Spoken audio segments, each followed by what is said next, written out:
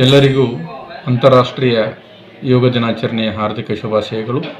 ಬಂಧುಗಳೇ, ನಾವೆಲ್ಲ ಜೀವನದಲ್ಲಿ ಮಾನಸಿಕವಾಗಿ ಮತ್ತು ಶಾರೀರಿಕವಾಗಿ, ಭಾವನಾತ್ಮಕವಾಗಿ ಮತ್ತು ಸಂವೇಗಾತ್ಮಕವಾಗಿ ಆರೋಗ್ಯವಾಗಿರಬೇಕು ಎಂದರೆ ಪ್ರತಿದಿನ ಯೋಗವನ್ನು ಮಾಡಲೇಬೇಕು. ಯೋಗಯುಕ್ತ ಜೀವನ ರೋಗಮುಕ್ತ ಜೀವನ. ಆರೋಗ್ಯವೇ ಭಾಗ್ಯ, ಆರೋಗ್ಯವೇ ನಮ್ಮ ಅಮೂಲ್ಯವಾಗಿರ್ತಕ್ಕಂಥ ಸಂಪತ್ತು.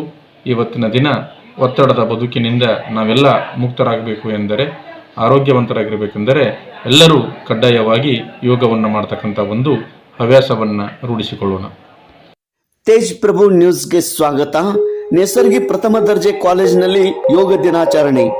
ಆತ್ಮೀಯರೇ, ನೇಸರ್ಗಿ ಪ್ರಥಮ ದರ್ಜೆ ಕಾಲೇಜಿನಲ್ಲಿ 10ನೇ ಅಂತಾರಾಷ್ಟ್ರೀಯ ಯೋಗ ದಿನಾಚರಣೆಯನ್ನು ಸಂಭ್ರಮದಿಂದ ಆಚರಿಸಲಾಯಿತು.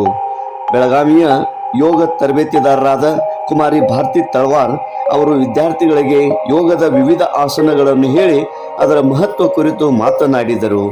ಪ್ರಾಚಾರ್ಯರಾದ ಡಾಕ್ಟರ್ FD ಗಡ್ಡಿಗೌಡರ್ ಮಾತನಾಡಿದರು.